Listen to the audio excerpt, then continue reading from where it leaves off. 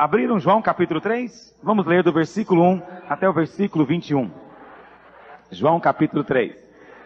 Havia entre os fariseus um homem chamado Nicodemos, um dos principais dos judeus.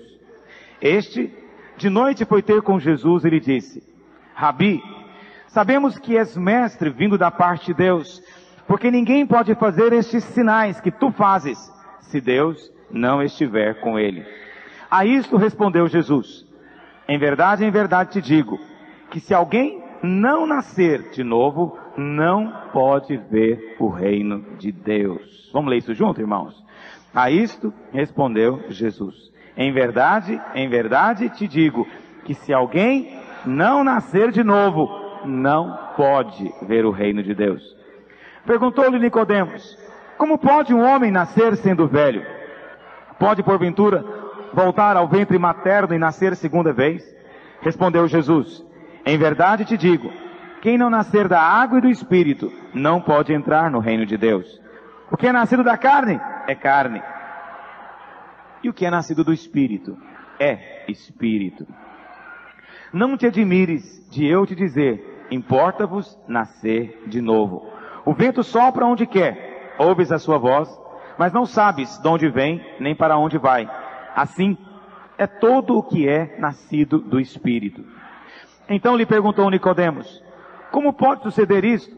Acudiu Jesus: tu és mestre em Israel e não compreendes estas coisas? Em verdade te digo, que nós dizemos o que sabemos e testificamos o que temos visto. Contudo, não aceitais o nosso testemunho. Se tratando de coisas terrenas, não me credes, como crereis se vos falar das celestiais? Ora, ninguém subiu ao céu, senão aquele que de lá desceu, a saber, o Filho do Homem que está no céu. Vamos ler juntos isso?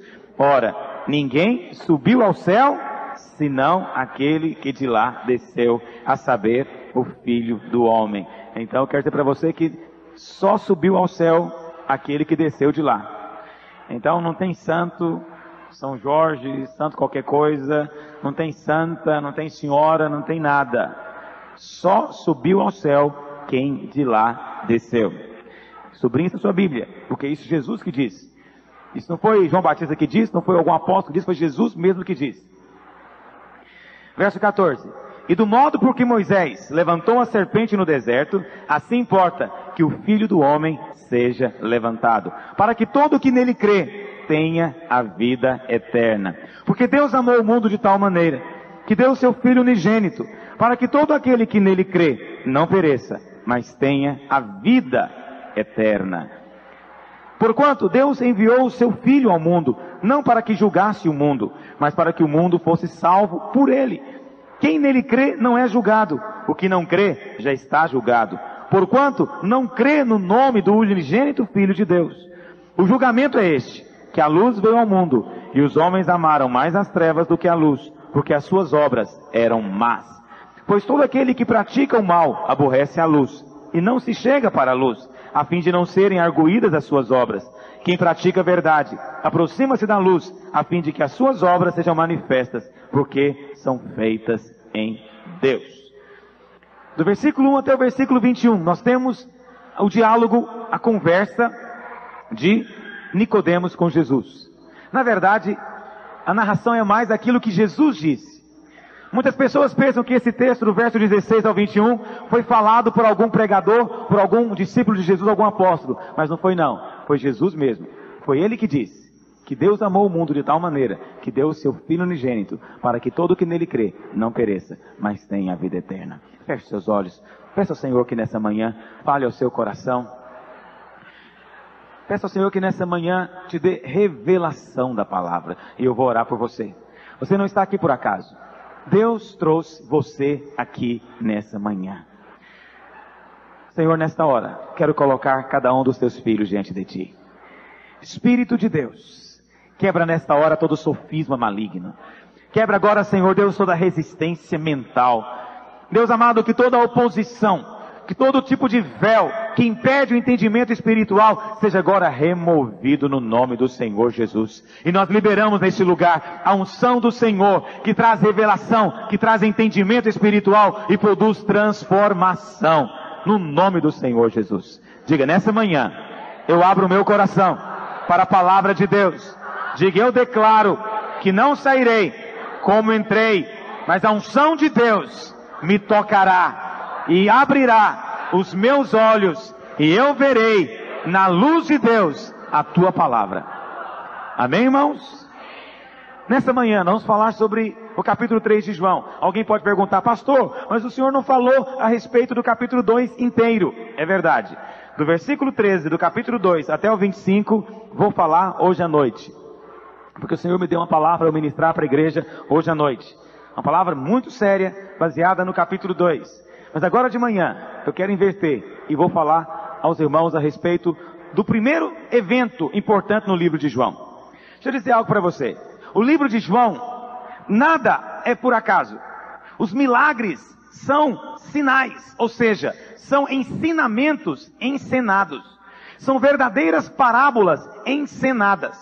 E é por isso que João escolheu a dedo 12 situações. Dessas 12 situações, 3 são acontecimentos. São acontecimentos que ele fala a respeito de Jesus. A primeira delas foi a transformação da água em vinho. A segunda, a purificação do templo. E uma outra terceira na frente. Mas entre essas 3, João escolheu 9 situações. Essas 9 situações são as seguintes. No capítulo 3 nós temos Jesus conversando com Nicodemos a respeito do novo nascimento. No capítulo 4 Jesus encontra a mulher samaritana e fala a respeito da água da vida. Depois no capítulo 5, Jesus cura e mostra o que é a cura, o poder curador dele curando o paralítico. No capítulo 6 temos a multiplicação dos pães e Jesus faz o discurso mostrando que ele é o pão da vida. No capítulo 7, ele é a água da vida que flui do Espírito. No capítulo 8 tem aquela situação onde os fariseus trazem a mulher acusada de adultério. E ele então diz aquela frase, os irmãos conhecem, quem não tem pecado atira a primeira pedra. E aqui mostra o poder perdoador, libertador do pecado. Depois do capítulo 9 já temos a cura do cego, mostrando que Jesus é a luz do mundo. E no capítulo 10, a ressurreição de Lázaro, mostrando que ele é a ressurreição e a vida. Presta atenção, esses milagres, esses eventos, não acontecem por acaso. Eles foram escolhidos. Para quê? Para mostrar a plena provisão que Deus nos dá na salvação. A salvação que você recebeu de Deus é algo tão extraordinário, é algo tão tremendo, que ela inclui esses 9 sinais que João coloca. E na Bíblia, o número 9 também está relacionado com obra do Espírito de Deus. Sabemos que são 9 os frutos do Espírito, e também são 9 os dons do Espírito, e também aqui são 9 os sinais que Jesus fez para mostrar o poder do Espírito de Deus hoje atuando em nós, em nossa salvação. Mas o primeiro dos sinais é a conversa com Nicodemos, que fala a respeito da regeneração, ou novo nascimento. A palavra regenerar significa gerar de novo. Re é um prefixo que significa repetir alguma coisa. Tudo que vai repetir é reescrever, reencontrar, rever, né? Tudo que repetir é re. E generar vem de gene, em grego, que significa começo, geração, princípio. Então regenerar significa começar de novo, ter uma vida nova, nascer de novo. Diga, regenerar. Compreenderam o que é regenerar?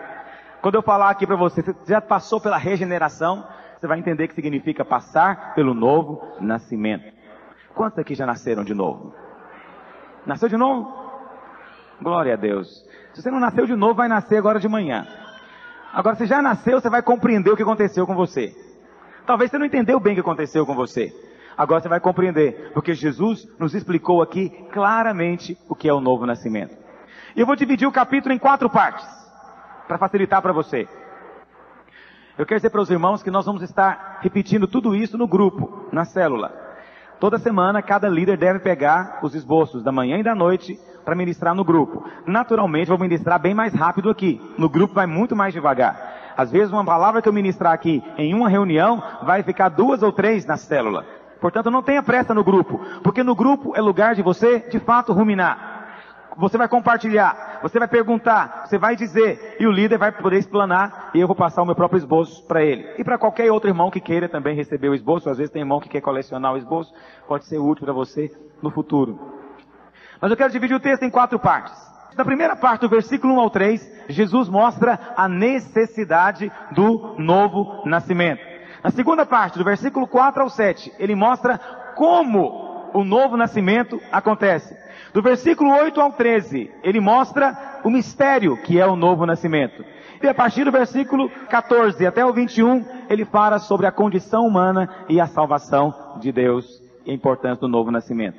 Primeira parte, do versículo 1 ao 3, a necessidade do homem. Primeira coisa que o texto nos mostra é que a pessoa que veio ao encontro de Jesus é um homem chamado Nicodemos. Nicodemos é uma pessoa extraordinária. O texto fala algumas coisas dele. Eu coloquei aqui 7 coisas que a palavra de Deus fala a respeito dele. Primeiro, a Bíblia fala que Nicodemos era uma pessoa da classe alta. A palavra de Deus diz no versículo 1 que ele era um dos principais dos judeus. Um dos principais significa o seguinte: ele era da elite. Ele era alguém importante. Era da classe alta. Segunda coisa, a palavra de Deus diz que Nicodemos era um mestre. Jesus no versículo 10 pergunta para ele: tu és mestre em Israel e não compreendes estas coisas? Então Nicodemos era um mestre. Ser mestre em Israel significa que ele entendia tudo do Velho Testamento. Entendia tudo da lei. Sabia tudo. Ele era mestre. Ele não era alguém que estava estudando a Bíblia. Ele não era um aluno. Ele era um mestre. Terceira coisa, ele era um líder. A posição dele era de autoridade no meio dos judeus. Não era alguém que era liderado. Ele era um líder. Quarta coisa, ele já era velho. A história nos diz que ninguém poderia estar entre os principais anciãos de Israel se não fosse já idoso. Jamais um jovem poderia participar. E me entenda que jovem em Israel era alguém de 30, 40 anos. Porque até 30 anos era criança, nem era jovem. Isso é uma coisa que muita gente se assusta. Por que que Jesus iniciou o ministério dele com 30 anos? Porque antes de 30 anos de idade, você nem pode dirigir a palavra para uma pessoa mais velha, a não ser que ela falasse com você primeiro. Alguém de 27, 28 anos, não tem direito de abrir o bico, falar nada. Em reunião nenhuma, em lugar nenhum. Quantos aqui tem menos de 30 anos? Pois é, olha aí, ainda bem que você nasceu na época certa. Aqui você pode falar. Em Israel não podia. Por isso Jesus iniciou o ministério dele com 30 anos. Porque era a idade em que, no cerimonial judaico, ele poderia participar das reuniões. Mas para ser um ancião dos principais, ele devia ter mais de 60 anos de idade. Nicodemos era alguém velho, portanto. Entre 60 e 70 anos de idade. Portanto, alguém cheio de experiência. Não era um neófito, alguém cheio de experiência. Sexta coisa, Nicodemos era uma pessoa de conduta moral ilibada. Ou seja, ele era um fariseu. Eu sei que para nossa cabeça, fariseu é sinônimo de hipócrita. Alguém fingido. E na verdade é isso mesmo que o fariseu é. Mas além disso, o fariseu era exteriormente irrepreensível. Ninguém apontava o dedo do fariseu. É por isso que Jesus irritou tanto os fariseus. Porque Jesus enfiava o dedo, era lá na ferida. Ninguém do povo podia apontar o dedo no fariseu. Mas o Senhor falava para ele: você é um sepulcro caiado, rapaz. Por fora pintadinho de branco, por dentro cheio de verme, comendo as carnes e os ossos. Se alguém falar para você que você é uma sepultura cheia de verme, você ia ficar descontente? Você ia falar: puxa, que palavra forte que o pastor tem, né? Você ia fazer isso? Você ia querer matar também Jesus. Portanto, se você vivesse naquela época, não fique condenando hoje os fariseus, não, porque Jesus foi duro com eles. Chamou eles de raça de víboras. Imagine eu aqui hoje de manhã, falasse para o senhor: você é uma serpente, uma cobra, sua víbora. O que você ia pensar de mim? Está magoado comigo, pastor? O que foi? Está nervoso? Não é isso que você ia pensar? O fariseu naturalmente ficava assustado com isso. Mas o fariseu era irrepreensível. Nicodemos, portanto, era alguém que não tinha uma vida imoral. Ele não tinha adultério, ele não roubava. O fariseu era um dizimista fiel. Essa semana eu ganhei um terno de presente. Aleluia. É maravilhoso isso, né? Ganhar um terno de presente é muito bom. Mas eu ganhei na data errada. Tinha que ser antes da ordenação dos pastores, mas tudo bem. Não vai ter problema. Mas eu não dei o dízimo do terno, acredita nisso? Ai, pastor, não me conta isso, o irmão é infiel. Não dei o dízimo do terno. Um fariseu jamais fazia isso. Ele pegava o terno, ele ia lá na loja, avaliava o preço e ele pagava o dízimo do presente que ele ganhava. Os irmãos pagam o dízimo do presente que você ganha? Paga nada, nem lembra. Fica feliz. Ganhei, não é renda? Não é renda? Não tem que dar dízimo, arruma um monte de desculpa, não é verdade? Não estou sugerindo que você faça isso, não. Estou apenas dizendo que o fariseu era melhor que você. Era mais correto. A Bíblia fala que ele dava o dízimo até do tempero da comida. Até do chá que ele fazia. Tudo ele dava o dízimo. Tudo. Era uma pessoa extremamente correta. Andava com a lei pendurada na roupa. A roupa dele era cheia de pequenos pergaminhos, pendurado como se fosse... como se chama aquilo? Que fica pendurado nas roupas, igual cowboy. Aquela franja. Daquele tipo, daquelas franjas, tinha a lei enrolada. Eram pessoas extremamente espirituais. Oravam 3 vezes ao dia. 3 vezes ao dia um fariseu levantava a mão onde estivesse. E nem era de joelho não. Eles erguiam a mão para o céu e oravam a Deus. Obrigado, Senhor, porque eu não sou igual essa ralé imunda. Eu não, eu sou um fariseu. Era assim que eles oravam. E o povo achava aquilo sensacional. Ninguém tinha coragem de apontar um dedo, que ninguém orava hora nenhuma. Um fariseu era 3 vezes ao dia.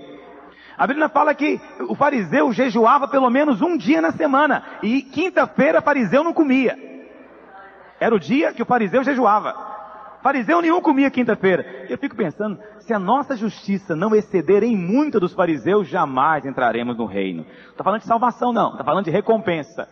E os fariseus, meus irmãos, eram craque em termos de cumprir. E Nicodemos era um fariseu, portanto irrepreensível. Eu quero que você visualize a cena. Você tem que saber com quem que Jesus está conversando. Nicodemos não é qualquer um não. Era uma figura importante, uma autoridade em Israel.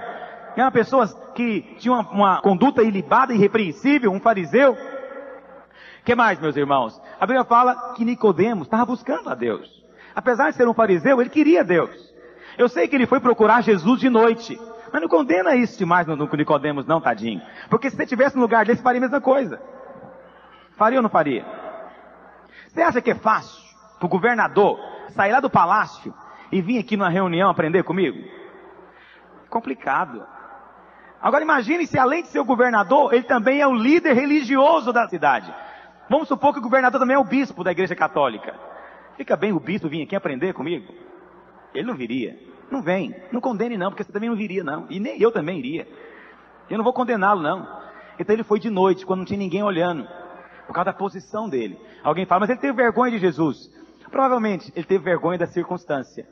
Mas não seja rápido em condenar ninguém. Porque Jesus não o condenou. E nem rejeitou conversar com ele, porque ele foi conversar com Jesus escondido de noite. Mas o fato de ele ir procurar Jesus mostra que ele tinha fome de Deus. Ele queria Deus. E por fim, a última característica dele. Ele era humilde. Isso mostra a humildade dele. Alguém tão importante, alguém dos principais, com a idade dele. Irmãos, hoje em dia, idade significa nada, em qualquer lugar. Ninguém respeita um velho porque ele é velho. Ninguém faz isso hoje em dia. E não é que nem está certo, isso está errado. Isso é uma característica da nossa época e do nosso país também. Nosso país, durante muitas décadas, foi a geração de jovens. Isso vai mudar. Nos próximos 20 anos vai mudar isso. Vai inverter. Nós seremos uma geração mais madura e mais velha do que de jovens. Mas nos países europeus, essa coisa de primazia da criança é uma coisa meio... não funciona muito bem. Na Alemanha, por exemplo, criança não tem essa bola toda que tem no nosso meio. Eu me lembro da minha avó. A minha avó era maravilhosa. Mas ela tinha um negócio, porque de uns tempos pra cá, o melhor pedaço de frango é de quem? Do Juninho. É ou não é? A coxa, é o Juninho que é a coxa, ninguém pode comer a coxa. A minha avó não aceitava isso. Se ela chegasse e ela falasse que fosse comer, o melhor pedaço era o dela. Mas vó, a senhora tem que entender, o Juninho não entende nada ainda, por isso vai ter muito tempo para comer na vida. O melhor pedaço é do mais velho. E eu me lembro que eu fui criado em parte com a minha avó, e a minha avó não aceitava muito entrar em conversa. Quantas vezes já ganhei carão dela, porque ela estava conversando e eu entrava no meio. Você acha que ela falava que gracinha, a Luizinha conversando aqui? Ela me dava um carão, e me dava uma dura, e minha avó não era assim, aquela flor de, sabe, de meiguice, candura. Minha avó tinha a voz grossa. Quando ela falava, menino, você cala a boca, não entra em conversa de adulto, menina murchava a orelha, ficava quietinha. Minha mãe está aqui, sabe disso. Mas também era assim naquela época de Jesus. Um homem de 70 anos, ele não ia ir lá aconselhar com um de 30. Jesus tinha 30 anos, irmãos, nesse momento aqui. Ele está iniciando o ministério dele. E Nicodemos, quase 70 anos de idade, provavelmente. Para ele sair, para conversar com Jesus e chamar Jesus de Rabi. Não é assim que está aí no versículo, qual versículo que é? 2. Rabi. Rabi significa mestre. Chamou Jesus de mestre. Nicodemos era um cara excepcional. Talvez até agora você pensava em Nicodemos como um fariseu hipócrita, safado, que foi encontrar com o Senhor de noite escondido, medroso. É fácil falar, mas a Bíblia nos mostra que Nicodemos era uma pessoa excepcional. Era uma pessoa excepcional, não era alguém comum. E foi para essa pessoa excepcional que Jesus resolveu liberar a mensagem do novo nascimento. Por que Jesus fez isso? Porque para nós é muito fácil pensar no novo nascimento para alguém que é imoral.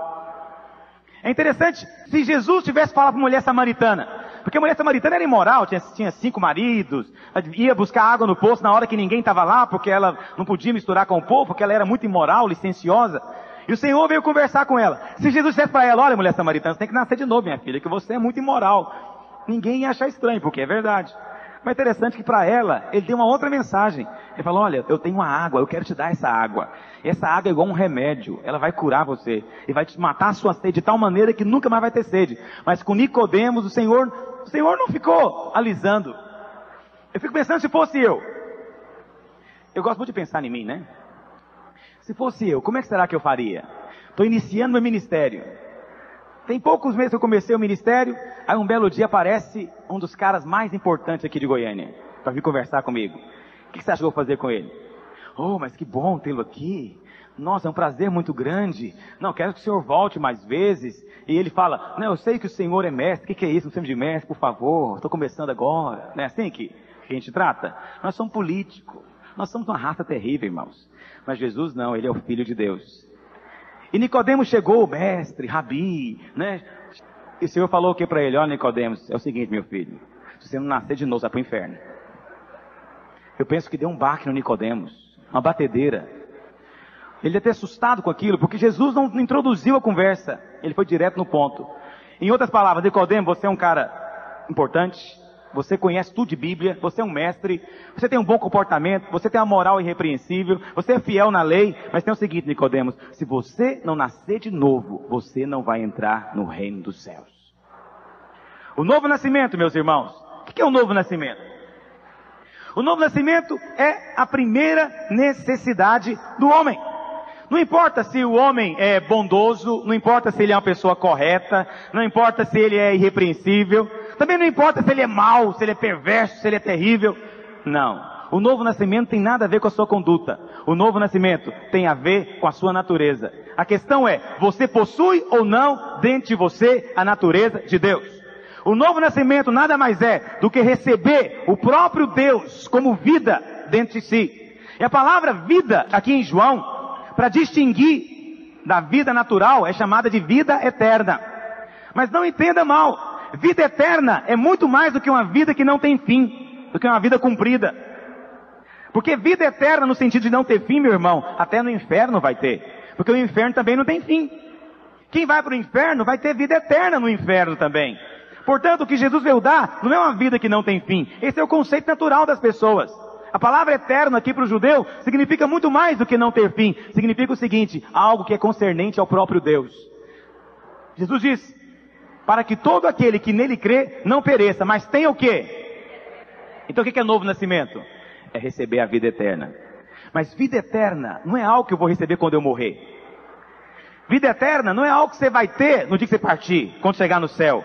Vida eterna é algo que você precisa receber hoje. A vida eterna começa no dia em que você crê e confessa o Senhor Jesus como Salvador da sua vida. Você tem a vida eterna dentro de você? Na Bíblia é chamado de Zoe. Essa é a palavra no original. É Zoe. Deus não quer, meus irmãos, simplesmente perdoar os nossos pecados. Deus não quer encher o céu de pecador perdoado, simplesmente. Deus quer encher o céu de filhos. É totalmente diferente. Deus não quer pegar você, um porco, e lavar você. Não, Deus quer pegar esse porco, matar esse porco, ressuscitar ele na forma de uma ovelha, porque Jesus é o Cordeiro de Deus. Nós também temos de ser. Vou explicar isso para você entender. Por que temos que receber a vida de Deus? Isso não tem nada a ver com o pecado. O novo nascimento é algo que nem Adão teve. O próprio Adão teria que nascer de novo. Por que Adão tinha que nascer de novo? Porque quando Adão foi criado, ele tinha só uma vida. A vida humana. A vida terrena, natural. Mas o Senhor colocou diante dele 2 árvores. A árvore do conhecimento e a árvore aquela árvore da vida, ali é a árvore do Zoe, a vida com a qual o próprio Deus vive, aponta para Jesus. Deus queria que Adão tivesse um segundo tipo de vida, a vida que ninguém nasce com ela da mãe, do pai, a vida com a qual o próprio Deus vive, a vida eterna. Estão me compreendendo, irmãos? Eu sei que para algumas pessoas isso aqui é chover no molhado, mas eu não tenho que preocupar com quem já sabe. Eu estou preocupado com quem nunca me ouviu falando disso. E tem muito tempo que eu não falo aqui a respeito disso. Talvez uns 3 anos. Ainda bem que chegamos em João capítulo 3. Sabe, meus irmãos, o conceito natural, Nicodemos tinha um conceito natural. O Senhor falou para ele assim: olha, Nicodemos, se você não nascer de novo, você não pode ver o reino dos céus. Nicodemos falou o que para Jesus? No versículo 4, pode um homem, sendo velho, voltar para o ventre da mãe e nascer de novo? Aí você fala, peraí, mas que resposta mais absurda de Nicodemos. É absurdo, porque você já leu na Bíblia, já ouviu explicação disso. Se você nunca tivesse ouvido ninguém falar a respeito de novo nascimento, qual a primeira dúvida você teria? Peraí, o que é nascer de novo? É voltar, nascer de novo? É reencarnar? É morrer e reencarnar? Como os espíritas falam? Esse é o primeiro conceito que Nicodemos teve. Quer dizer, eu vou ter que voltar à barriga da minha mãe? Aí o Senhor fala para ele em outras palavras: Nicodemos, você não entendeu nada. O que é nascido da carne é carne. O que é nascido do espírito é espírito. Ainda que você volte à barriga da sua mãe 10 vezes e nasça 10 vezes, você vai continuar sendo carne. Porque tudo aquilo que é gerado no ventre da mulher só pode ser carne, nunca vai ser espírito. Você tem que nascer do espírito, Nicodemos. E por que o Senhor falou isso para ele? Porque Deus, o conceito natural é de reforma, de boa educação. Na maioria das religiões, qual que é a ideia? A ideia é que vai ter um pregador, ou um mestre, um professor, que vai ensinar para você doutrinas, ensinamentos, que vão educar você. No mundo, a visão é de boa educação. E boa educação nada mais é do que um animal feroz domesticado. É isso que é educação. Civilidade é só isso. É você pegar aquele rosnado de vontade de esganar o outro e conter-se. Mas não mudou nada, você continua sendo um animal enjaulado. É isso que é educação. Deus não veio, Jesus não veio para trazer educação nova. Ele não veio trazer um ensinamento novo. É isso que o Evangelho de João tenta mostrar o tempo todo. Não é o ensinamento que vai mudar você. Não é uma doutrina nova. Não é meramente você reformular a sua conduta, o seu comportamento. Você tem que mudar de natureza. Eu sempre gosto de citar a ilustração do cachorro. Como é que é essa ilustração? Eu tenho um cachorro na minha casa, um poodle. Gosto muito dele. E eu resolvo fazer desse poodle meu filho. Percebe isso? Deus não está querendo perdoar pecadores. Deus está querendo gerar filhos. Oh, Jesus, se você consegue entender isso. Quando você entender, você vai mudar de vida mesmo. Deus não quer simplesmente perdoar o pecado de alguém. Deus não quer só educar alguém, fazer ele ficar educado. Deus quer fazer dele filho. Mas eu tenho meu cachorro, e eu quero fazer dele meu filho. Porque eu não tenho filho. Eu falei, eu quero ter um filho, ele vai ser meu filho. E eu pego o cachorro, eu depilo o cachorro, eu visto roupa de gente, eu ensino ele a andar como gente, eu ensino ele a comer com garfo e faca como gente. Depois de muito treinamento, eu ensino ele até a falar como gente. Sabe, mas qual que é o único problema desse cachorro? Qual é o problema dele? Ele apenas é cachorro. É um cachorro que parece muito com gente. É um cachorro que faz tudo que gente faz. Mas para Deus não resolve. Pode ser que o meu filho legítimo anda de 4 igual cachorro, porque é novinho ainda. Enquanto ele é novinho, ele anda de 4 igual cachorro. Na hora de comer, ele se lambuza todo igual cachorro. Ele não sabe falar, ele emite aqueles grunhidos que parece animal mesmo. Você olhando para o meu filho, pequenininho, você ia pensar, puxa, parece um cachorrinho. Porque ele não faz nada como gente faz. Só tem uma coisa, aquele meu filho, ele tem a minha natureza, ele é meu filho. E mais cedo ou mais tarde, a natureza que está dentro dele vai crescer e vai amadurecer, e ele vai acabar se parecendo comigo, fazendo o que eu faço, falando o que eu falo. Talvez hoje as pessoas olhem para você e falem, você não parece filho de Deus. Um filho de Deus não agiria assim. É injusto você falar isso para uma criancinha. Bebês recém-nascidos não são cobrados nesse nível. Ninguém diz assim, puxa, seu filho nasceu, mas ele não se comporta em nada parecendo com você. Claro que não. Ainda não deu tempo. Espere e você vai ver. Compreendeu o que eu estou dizendo? Como estão entendendo o que eu estou falando? Deus fez um milagre. A única maneira desse cachorro transformar-se em meu filho seria por um milagre, eu matar esse cachorro e ressuscitar ele com a minha própria vida. Eu ia pegar a minha vida e enfiar dentro dele. Aí ele teria a minha semente, a minha natureza. Seria de fato meu filho. Foi isso que Jesus fez. A palavra do Senhor fala que nós nascemos não filhos de Deus. Você era criatura de Deus. E você é pior do que isso. Você era filho do diabo. Alguém fala, peraí, pastor, aí não, me ofendeu agora. Mas Jesus falou para Nicodemos isso. Daqui a pouco vamos ver como é que Jesus falou isso para ele. Jesus aqui usou uma ilustração, mas ele diz a mesma coisa. Todos nós nascemos filhos da serpente. E a única maneira de sermos feitos filhos de Deus é nascendo de novo. É morrendo dessa velha natureza e nascendo de novo para o reino de Deus. Amém, meus irmãos? Quantos de nós nascemos de novo? Vou perguntar isso várias vezes. Não fique preocupado. Não importa quão bom você seja, querido. O conceito natural é de aprimoramento, de melhoria. O conceito de Deus é de morte e renascimento. É de morte e novo nascimento. E eu fico pensando como nós, evangélicos, temos mudado as coisas.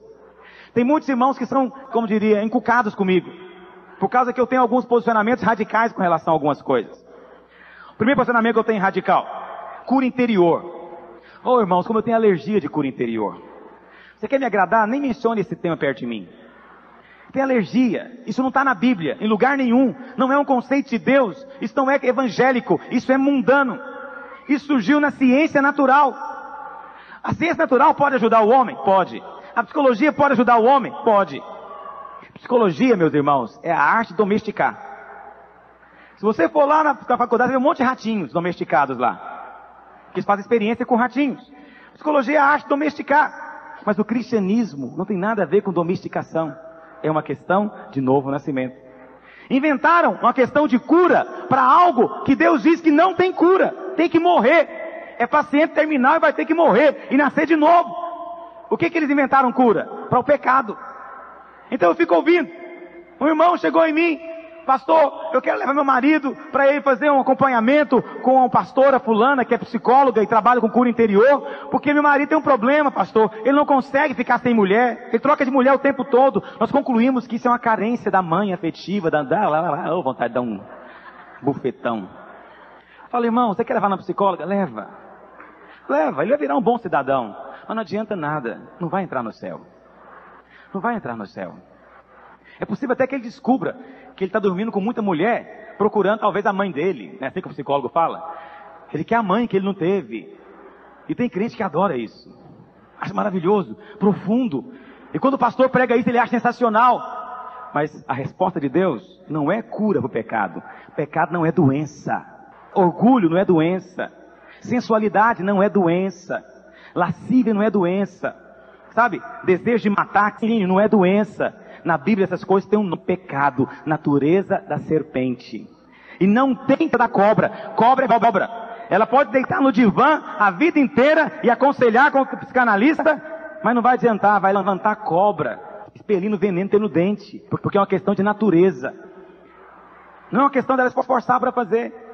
Eu participei de reuniões de culto interior, mas hoje eu lembro, achei graça. Eu fico rindo. Honestamente, eu fico rindo. Aí alguém fala, eu me lembro de algumas situações muito engraçadas, e existe uma técnica na psicologia chamada psicodrama. Já ouviu falar em psicodrama? Quem ouviu falar em psicodrama aqui? Os irmãos são entendidos em cura interior. E o terapeuta, né, o pastor, seja lá quem for, então ele fala para a pessoa, ele levava um travesseiro. Ele pegava o travesseiro e dizia, fulano, você tem coisas guardadas para dizer para o seu pai que você nunca falou. Aqui está o teu pai, fale tudo para ele. Eu me lembro um dia que o irmão pegou o travesseiro, rasgou ele tudo.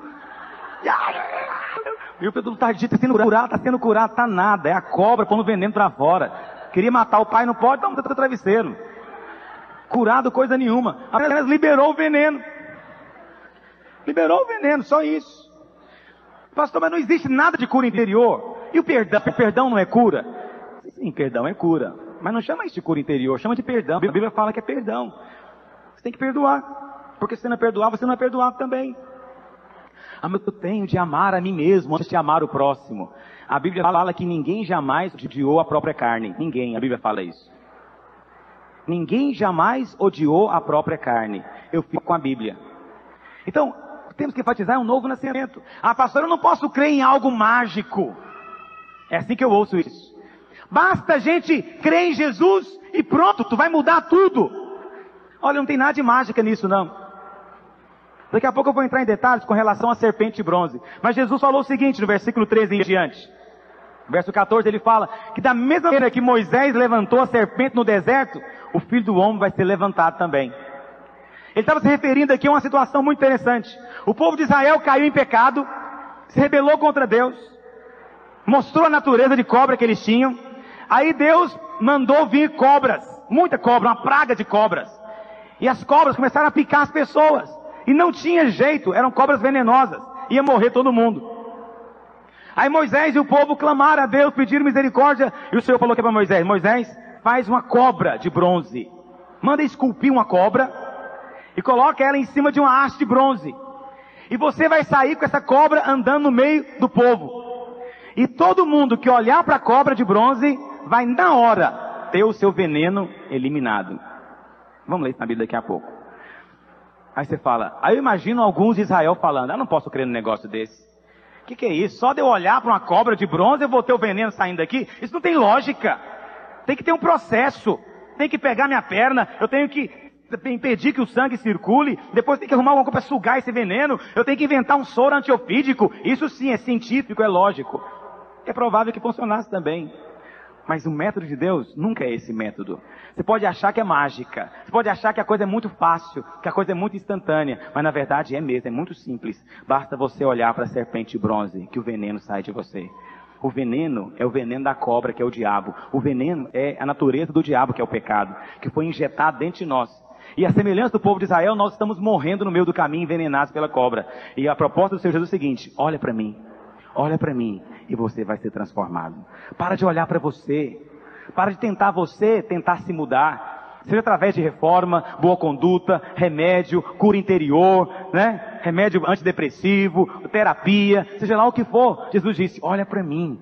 Ah, pastor, mas eu não posso crer que só isso resolva. Então você vai morrer no pecado e vai para o inferno, porque o remédio de Deus é esse, é só olhar para Jesus. Olha para o Senhor, você vai ser iluminado. A luz de Deus vai vir e você vai nascer de novo. Quantos compreendem nessa manhã isso? Você olhou para Jesus?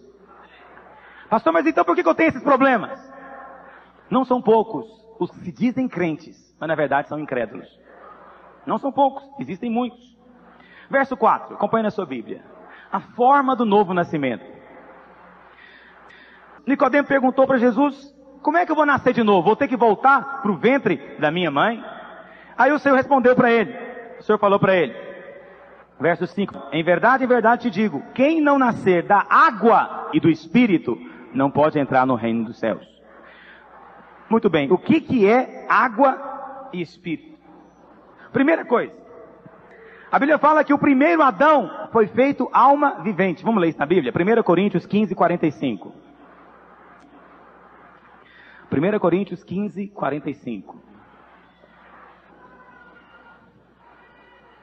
Pois assim está escrito: o primeiro Adão foi feito o que, meus irmãos? Alma vivente. Quem foi o primeiro Adão? Foi o Adão, marido da Eva. O último Adão, porém, é o quê? Quem é o último Adão? Existem duas cabeças de raças. Hoje na face da terra existem duas raças de homens. Você pensa que eu estou falando aqui de preto e branco, de oriental, de ocidental? Não. Isso aí não é raça aos olhos de Deus. Só existem duas raças para Deus. Os homens que nasceram de Adão e os homens que nasceram de Jesus. Quem nasceu de Adão é apenas alma vivente. Não vai herdar o reino de Deus.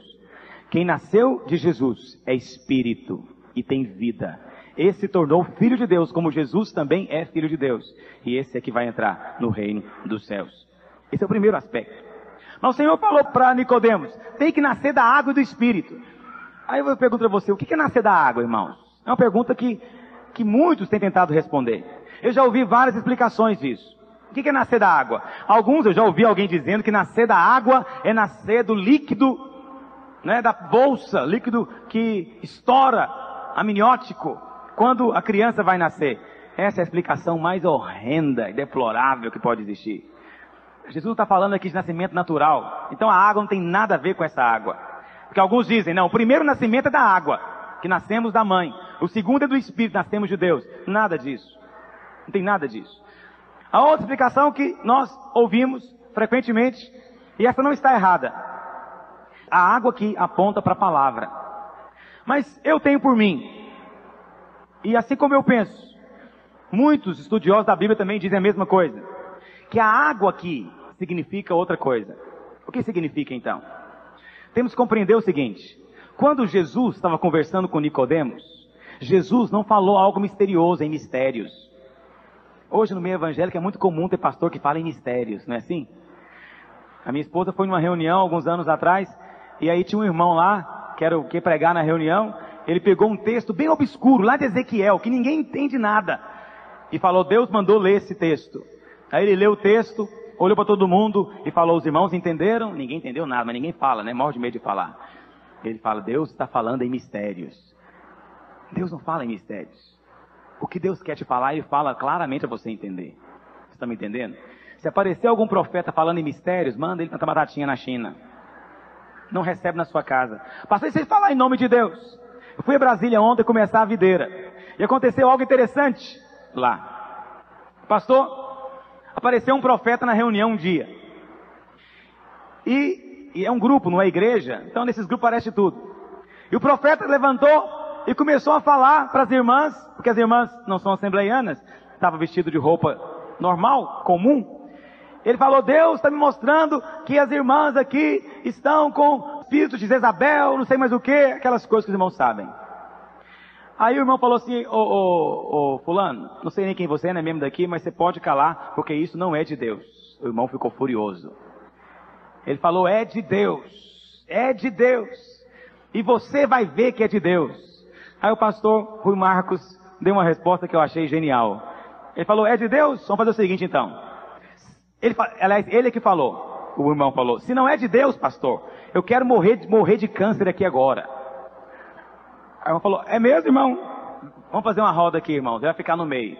E nós vamos orar agora. E vai cumprir o que ele está falando. Ele é que falou, vai cumprir agora. Se é de Deus, vai manifestar o câncer agora, bem visível, para ninguém ter dúvida. Se é de Deus, não vai acontecer nada. E colocaram ele no meio e fizeram a roda. Aí o irmão caiu de joelho, misericórdia, onde é que fica misericórdia nessa igreja?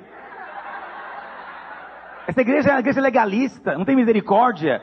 Não é assim que se trata um profeta de Deus. Mas o irmão é que falou.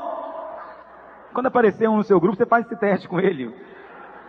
Entende? Tem muitas essas coisas acontecendo. Lá em Brasília agora diz que ressuscitou uma mulher. Durante alguns minutos. Estava todo mundo no velório. Olha a história, mais doida. Não acreditei em nenhuma letra, mas que é boa da gente contar às vezes para rir. Legalista é terrível.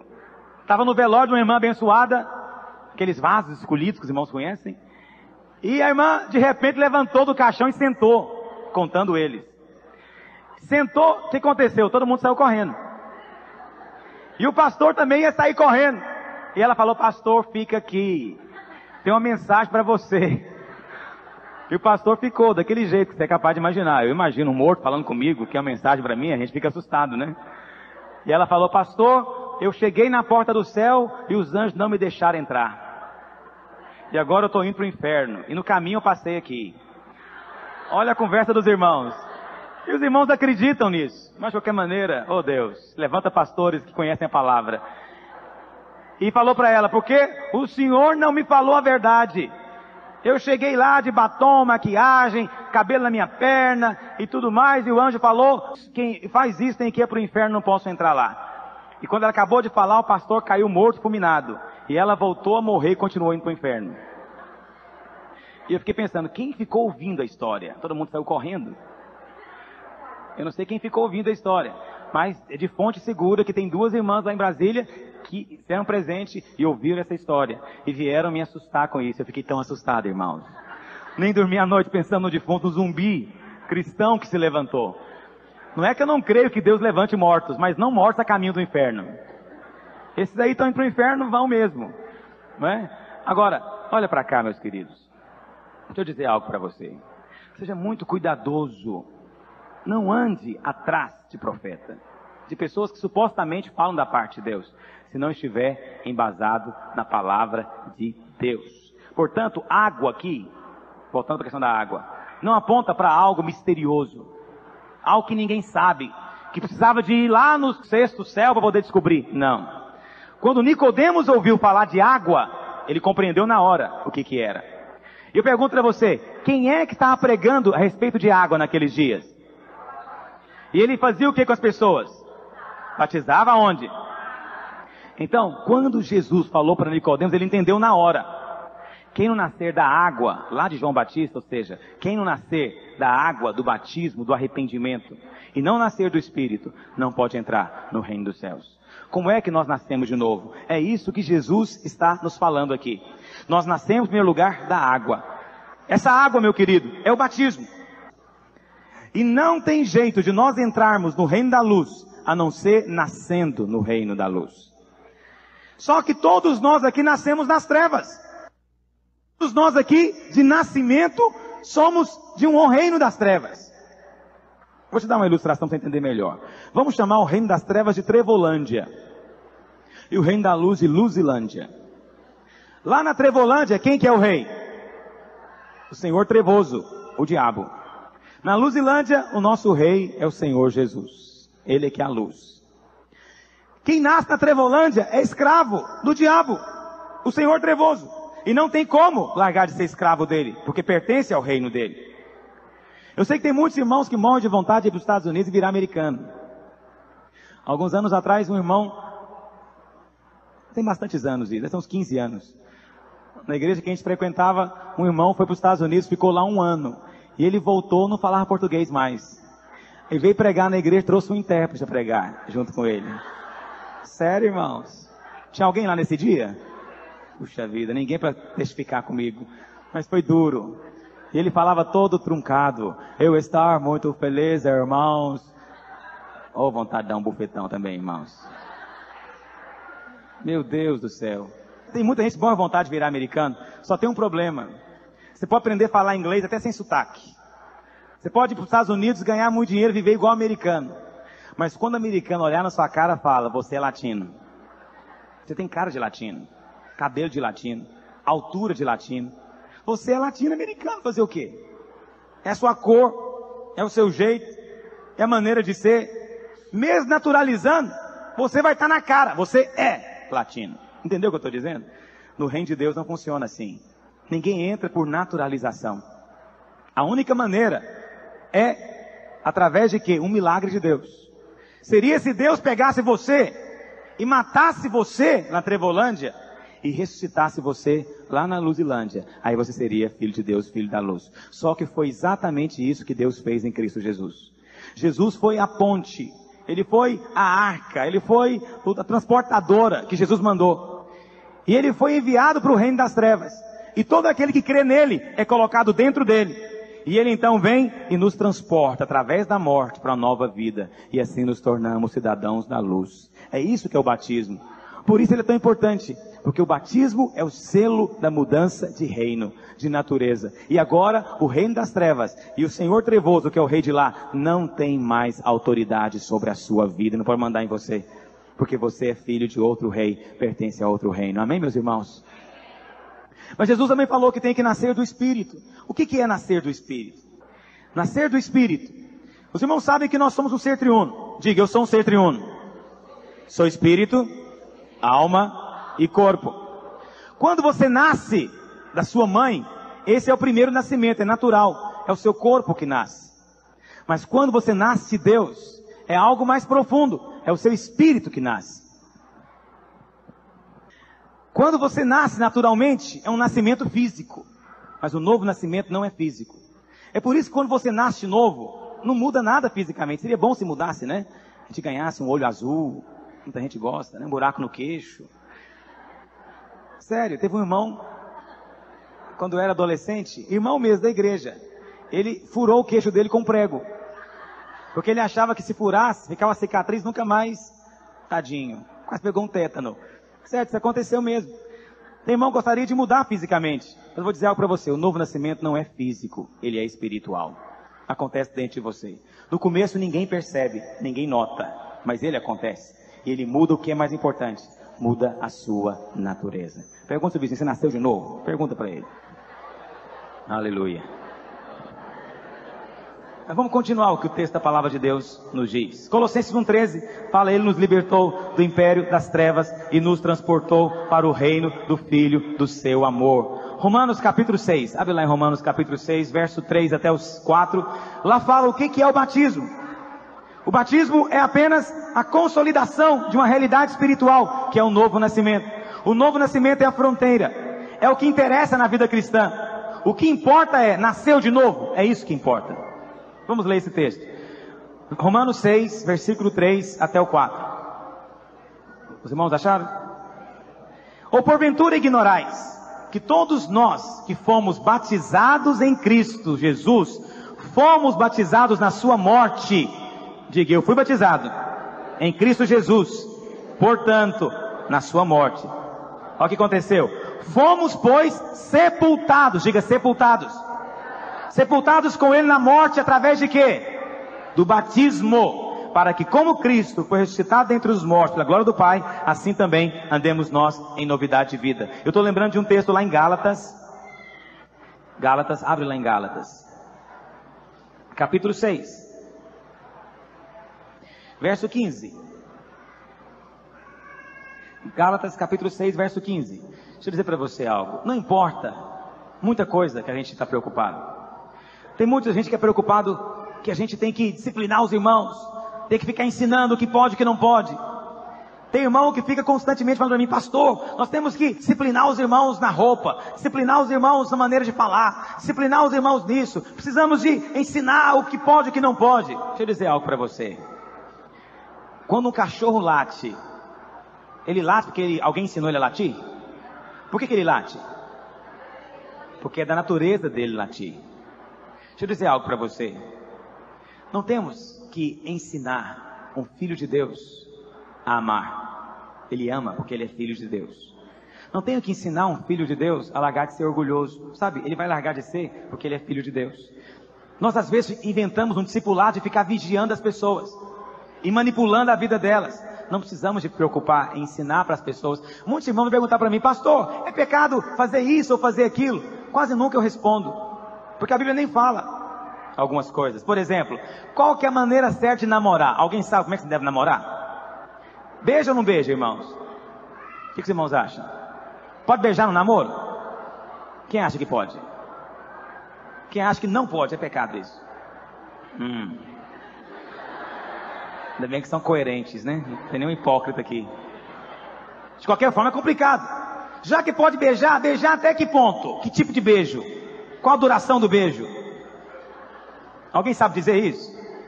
Mas tem jovem que senta na sala comigo e fala, pastor, me fala agora, como é que é o beijo que eu posso beijar? Porque tem um beijo assim, um beijo assado, um beijo Y. Até eu fico falando, mas você tem isso tudo? Eu nem sabia.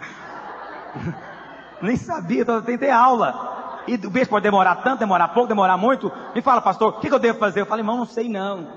Você nasceu de novo? Se nasceu de novo, o Espírito vai te falar. Quando ele te falar, obedece. E quem vem perguntar é porque já sabe. Quem tem dúvida é porque já sabe. Todo mundo pergunta, pastor, é pecado fazer isso? Eu respondo sempre isso. Você já sabe, por que você está perguntando? Você quer que eu te falo, pode fazer. Porque aí você vai e faz, Deus fala, você errou. Aí você fala, o pastor falou que eu podia. Aí Deus vem em cima de mim e fala, mas aí, você mandou ele fazer, me faz um negócio desse? Então eu não falo, imagina eu fazer um negócio desse. De jeito nenhum. Você sabe o que é e o que não é. Tem irmão que vem, pastor, eu preciso de sonegar o imposto, devo ou não devo? Eu falo, misericórdia, irmão, não sei nada disso. Não entendo nada de tributo, tributarismo, sei lá o que. Mas você sabe a resposta. Pastor, eu pago comissão para o funcionário do governo, pegar serviço do governo. Não sei, irmão, imagina ser um negócio desse. Não entendo nada disso. Mas pastor, irmão, não sabe nada. Não precisamos de saber. O Espírito dentro de você já sabe. Porque o novo nascimento é real. Jesus disse que o Espírito seria nos enviado para quê, meus irmãos? Quem sabe? Diga, para nos guiar a toda a verdade. Ele é fiel para fazer isso? O Espírito está aqui entre nós? Está dentro de nós? E nos guia? Agora, aquilo que está na Bíblia eu posso falar. Aqui está escrito que eu posso falar. A Bíblia fala, por exemplo, se o irmão pergunta, pastor, eu posso deitar com a minha namorada? Aí eu tenho na Bíblia. Não, irmão, aí está escrito aqui na Bíblia que adultério, fornicação é do diabo, é demônio na sua vida. Aí eu posso falar. Mas o que não está na Bíblia, o Espírito Santo vai dizer para você, no seu dia a dia. Porque Paulo falou lá em Gálatas 6,15, pois nem a circuncisão é coisa alguma, nem a incircuncisão. Mas o que, meus irmãos? O que conta na verdade? É ser nova criatura. É isso que importa. Nasceu de novo. Às vezes tem alguns irmãos que vêm aconselhar comigo, vem meses a fio e nunca mudam de vida. Por fim eu pergunto, irmão, você nasceu de novo? Porque se não nasceu de novo, Não adianta conversar, não adianta aconselhar. Tem irmãos que trazem pessoas que não são crentes para aconselhar comigo. E elas são decepcionadas porque eu não aconselho, eu só prego. Porque não adianta. Quem não nasceu de novo, não adianta bons conselhos para ele. Quem não nasceu de novo, não adianta falar que ele tem que ser submisso ao marido, ou tem que amar a esposa. Quem não nasceu de novo, não adianta falar para ele que ele tem que perdoar o pai, a mãe ou o vizinho. Quem não nasceu de novo não aceita nada das coisas que realmente são do Espírito. Nada. Você fala, mas ele é refratário. Mas depois que ele nasce de novo, as coisas mudam. As coisas mudam. E o Espírito do Senhor fala conosco. Verso 8, irmãos. Os irmãos estão cansados? Volta lá para João, capítulo 3. Aí Jesus começa a falar sobre o que é o novo nascimento. Aí sim, ele está falando que é algo muito misterioso, apesar de ser algo da terra. Ele fala assim, verso 8: o vento sopra onde quer, ouves a sua voz, mas não sabes de onde vem, nem para onde vai. Assim é todo o que é nascido do Espírito. O que é nascido do Espírito é como o vento. A palavra vento no original, eu sei que os irmãos não gostam agora do original, mas é importante. A palavra vento no original é pneuma. De onde vem a palavrinha em português? Pneu. Pneu, essa palavrinha que você usa para designar aquela parte do carro de borracha revestida, cheia de ar. Isso no grego é pneuma, que é vento. E daí descobriu agora por que deram o nome de pneu, né? Para o pneu do seu carro, porque ele é cheio de ar. Só que a palavra espírito também é pneuma. Que coisa interessante.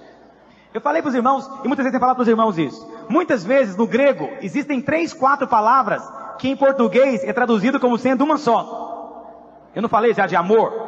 Amor em grego tem 3 ou 4 palavras. Eros, ágape, filéu, storge. Isso são palavras que significam amor. A palavra conhecimento, por exemplo, que pode ser gnosco ou oido. A palavra, que pode ser logos ou rema no grego. Entende? A palavra vida, né, que pode ser bios, psique, zoe. Acontece um caso inverso aqui. Em português tem 2 palavras, espírito e vento. Mas no grego é só uma, vento. Só se sabe distinguir uma da outra pelo contexto da conversa. Porque no grego é uma coisa só. E é interessante que nesse versículo então, no grego tem um trocadilho. O que é nascido do vento é como o vento. É isso que está no original. O que é nascido do Espírito é como o Espírito, se fosse em português. Só que traduzindo realmente é isso. O que é nascido do Espírito é como o vento, que sopra. Ou seja, você sente ele, mas não define, não limita, não delimita. Você não sabe dizer onde é que ele está vindo, para onde está indo. Não há uma direção certa, nem uma origem concreta. Mas todo mundo sabe que o vento existe. Assim é um novo nascimento. Se perguntar para você, como é que você nasceu de novo, você não sabe dizer.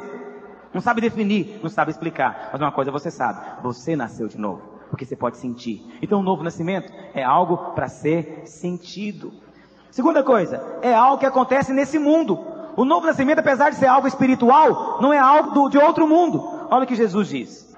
Verso 9. Então ele perguntou a Nicodemos: como pode suceder isto? Acudiu Jesus: tu és mestre em Israel e não compreende essas coisas? Em verdade te digo que nós dizemos o que sabemos e testificamos o que temos visto, contudo não aceitais o nosso testemunho.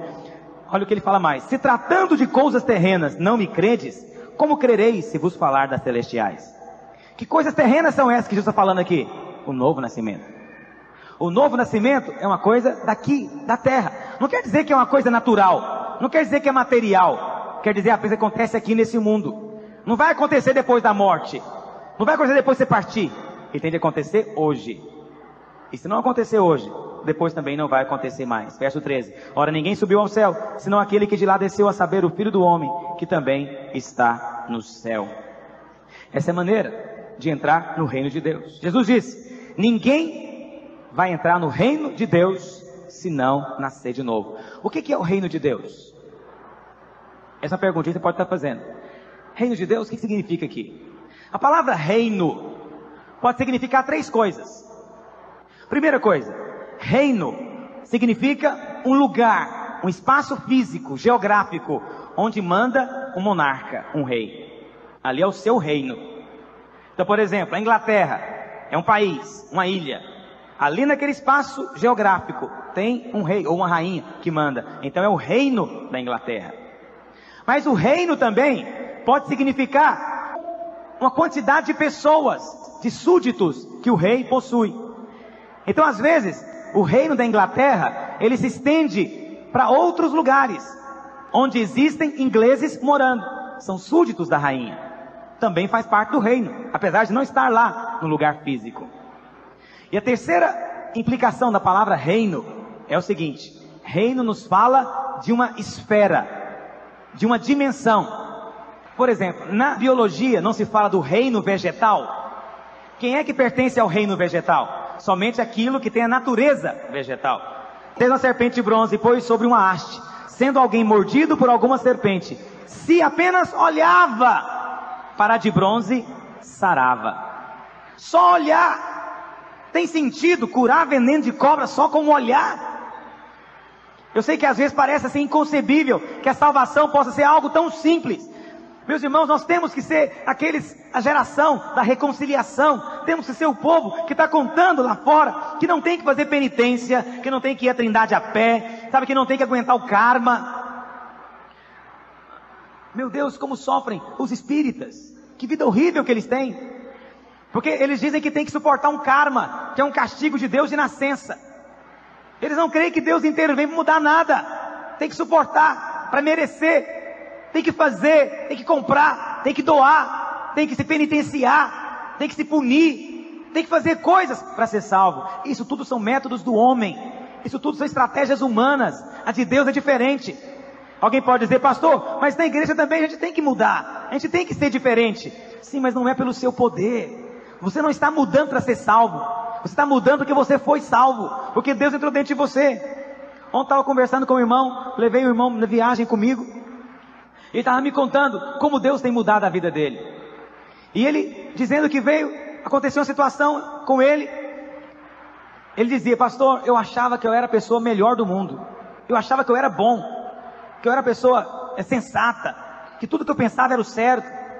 Mas aí aconteceu uma situação e Deus falou comigo. Ele disse que veio orar um dia na reunião e o pastor deu o microfone para todo mundo. Deixou todo mundo orar. Quando chegou a vez dele, não deu o microfone para ele orar. Ele disse que caiu o semblante, ficou magoado. E o que ele pensa? Eu sou bom também, como os outros são. Olha aí eu aqui. Todos oraram, só eu que não orei. Olha a vergonha que eu passei. E ficou magoado com o pastor. Mas como ele estava aqui para orar, ele ajoelhou. E na hora que ele ajoelhou, ele disse: Deus falou no coração dele: tá vendo o que você é? É isso que você é. Você não veio aqui para orar, veio para aparecer. Veio para mostrar que você ora também. Você é um crente maravilhoso, extraordinário. E ele disse que começou a chorar. Mas eu percebi o tanto que ele era perverso, cheio de motivações erradas. Ele dizia: pastor, até quando eu arrependi eu falava: olha como eu sou um bom crente, até arrepender eu arrependo. Até quando ele estava lá chorando pelo pecado, ele dizia: olha eu chorando pelo pecado, só um crente muito bom faz isso que eu faço mesmo. É claro que ele não falava, ele pensava, até arrependendo do pecado, ele pensava isso. E ele falando: pastor, se o irmão chegasse em mim e falasse, aí ele me contou outros pecados dele de inveja, como ele tinha inveja dos líderes, como ele tinha inveja dos pastores. E ele falando: pastor, se o irmão chegasse em mim um dia e falasse: você é invejoso, ele falou assim: eu jamais ia aceitar, eu ia ficar nervoso com o irmão e ia ficar ofendido mesmo. Mas Deus trouxe a luz dele. Agora eu mesmo falo: eu era invejoso, orgulhoso, arrogante, achava que eu era o bom. Agora, pastor, eu mal ergo a cabeça. Quando eu estou assim na reunião de oração, eu até me escondo para ninguém colocar eu para orar. Ele falou: mas agora é que Deus põe. É na hora que eu escondo, ninguém vai orar. Aí Deus escolhe eu lá atrás. Sabe por que aconteceu isso com ele, meu irmão? Porque ele nasceu de novo. Quem nasce de novo tem essa experiência de Deus burilar, de Deus moldar. Não é você que fica se sondando para saber onde é que tem erro na sua vida. Não é você que fica sentado lá na sua cama, deitado no seu travesseiro, pensando: onde é que eu estou errado, que eu tenho que mudar. Não, é o Espírito Santo que agora reside em você. Essa vida preciosa de Deus dentro de você é que muda você, que transforma você. Portanto, não tem obra humana envolvida aqui. É tudo uma questão de olhar para Jesus. Contemplai-o, diz a Bíblia, e serei iluminados. Muitos de nós ainda temos trevas dentro de nós, porque não vemos a nós mesmos como deveríamos ver, e não enxergamos nossos pecados e nossas falhas ainda. Mas o Espírito está aí dentro. E uma hora ele vai explodir com a luz dentro de você. E na hora que a luz de Deus vem, meu querido, não tem jeito, não tem como você escapar, não tem justificativa, não tem desculpa. A única saída é se prostrar no chão e se humilhar diante de Deus e deixar que Ele transforme. Mas o texto fala uma outra coisa misteriosa. O texto fala que Jesus iria se fazer cobra. Ele iria se fazer serpente. Isso é uma palavra perigosa, e eu preciso explicar para vocês com mais detalhes. Na verdade, Jesus não se tornou uma serpente, tornou-se semelhante à serpente. Ele não se tornou, na verdade, nem uma sombra de pecado, nem de natureza pecaminosa alguma. Romanos 8,3 diz assim, segunda parte do versículo: Deus enviando o seu próprio Filho em o que, meus irmãos? Sublinha semelhança aí. Semelhança de carne pecaminosa. Semelhança por quê? Porque nele mesmo não havia pecado nenhum. E no tocante ao pecado, e com efeito condenou Deus na carne o pecado. Meus irmãos, ratoeira pega rato, sataneira pega Satanás. Na verdade, a cruz foi uma grande sataneira. Isso sou eu que falo, aprendi isso com a pastora Valnice. Sataneira pega Satanás. Como é que Deus pegou Satanás? Houve um dia lá no Éden, em que Satanás injetou a sua natureza, o seu veneno no homem. Ao fazer aquilo, Satanás achou que estava derrotando a Deus e destruindo aquele que era a imagem de Deus. Só que na verdade Deus estava usando o homem como uma grande sataneira para pegar Satanás. E Deus falou para a serpente que ia mandar Jesus. E Jesus veio. Só que nele nunca houve pecado. Nele nunca houve natureza da serpente, veneno nenhum da serpente. E por ocasião da última ceia, Jesus faz uma aliança com o homem, a nova aliança. E Jesus então faz o quê? É como se fossem duas capas. Ninguém veio de terno aqui hoje, né? Devia ter vindo de terno para explicar isso melhor. O que acontece? O homem usava uma capa de pecado. Jesus não tinha pecado, a capa dele era de justiça. Por ocasião da última ceia, o que ele fez? Ele trocou de capa com o homem, diante de Deus, oficialmente. Ele pegou a capa preta do homem, de pecado, e vestiu essa capa. Ainda que não era dele, e aquele pecado não era dele, ele colocou sobre si. E pegou a capa dele, branca, de justiça, e colocou sobre o homem. Essa é a nova aliança. Ele foi para a cruz. E o diabo quis matar Jesus na cruz. Mas parece que não muda, não acontece nada. Não seja apressado em julgar ninguém. Olha para cá. Não seja apressado em julgar ninguém. É o que eu disse. Muitas vezes alguém nasce de novo, mas continua parecendo um cachorrinho de 4 no chão, todo sujo. Mas é porque é neném. E neném não sabe andar, anda de 4. E se lambuza quando come. Então não fique julgando segundo a aparência. Não é porque um bebê espiritual caiu em pecado que ele não nasceu de novo. Pastor, como é que eu sei se alguém nasceu de novo ou não? Pelos frutos se conhece a árvore. Mas depois de quanto tempo eu vou esperar fruto numa árvore? Tem que esperar ela crescer primeiro. Então o Rigonato veio, aceitou Jesus e está na igreja. Passou 1 ano, 2 anos, e eu não estou vendo fruto nele. Eu posso dizer, irmão, você não nasceu de novo. Porque você não tem crise pelo pecado. Você comete, você premedita o pecado. Quem nasceu de novo não premedita pecado. Não planeja, quer mais aquele pecado na sua vida. E quando você vem a cair, se sente mal, se sente até repulsa por aquilo. Porque há uma natureza nova dentro de você, a semente do próprio Deus. Porque de fato a água que Jesus disse ali também é a palavra de Deus. Porque Tiago 1, versículo 18 diz que nós somos gerados pela palavra da verdade. E a palavra é a semente do próprio Deus, é o sêmen de Deus. E Deus injetou em nós sua natureza através da sua palavra. Então leve as pessoas a olharem para Jesus e a crerem na sua palavra e a crerem nele como filho de Deus. Alguém fala, pastor, mas eu sei de muita gente que faz isso. Mas parece que não muda, não acontece nada. Não seja apressado em julgar ninguém. Olha para cá. Não seja apressado em julgar ninguém. É o que eu disse. Muitas vezes alguém nasce de novo, mas continua parecendo um cachorrinho de 4 no chão, todo sujo. Mas é porque é neném. E neném não sabe andar, anda de 4. E se lambuza quando come. Então não fique julgando segundo a aparência. Não é porque um bebê espiritual caiu em pecado que ele não nasceu de novo. Pastor, como é que eu sei se alguém nasceu de novo ou não? Pelos frutos se conhece a árvore. Mas depois de quanto tempo eu vou esperar fruto numa árvore? Tem que esperar ela crescer primeiro. Começou a querer algo de Deus. Por quê? Porque mudou a natureza dentro dele. Não foi ninguém que foi lá ensinar para ele. Passou a querer. Olha, irmão, quem não quer Deus, quem não quer buscar Deus, quem não quer servir a Deus, quem tem prazer no pecado, quem não sente acusação nem culpa quando comete pecado, essa pessoa não nasceu de novo. Portanto, está indo para o inferno. Pode ser filho de crente, pode frequentar a igreja há décadas, mas não está indo para o céu. Porque só frequentar a igreja não leva ninguém para o céu. Porque se esse prédio aqui tivesse poder transformar alguém, meus irmãos, a gente ia encher de gente, transformar ele num meio de salvação. Esse prédio não tem poder nenhum de transformar ninguém. Eu não tenho esse poder, ninguém tem. Portanto, apenas conviver com crente não resolve. Você pode ser casado com um, dormir todos os dias com ele, e ainda assim você ir para o inferno, se você não nascer de novo. Vamos ler junto? 1 João capítulo 3, versículo 9. Vamos ler junto? Todo aquele que é nascido de Deus não vive aonde? Quem não sente acusação nem culpa quando comete pecado, essa pessoa não nasceu de novo. Portanto, está indo para o inferno. Pode ser filho de crente, pode frequentar a igreja há décadas, mas não está indo para o céu. Porque só frequentar a igreja não leva ninguém para o céu. Porque se esse prédio aqui tivesse poder transformar alguém, meus irmãos, a gente ia encher de gente, transformar ele num meio de salvação. Esse prédio não tem poder nenhum de transformar ninguém. Eu não tenho esse poder, ninguém tem.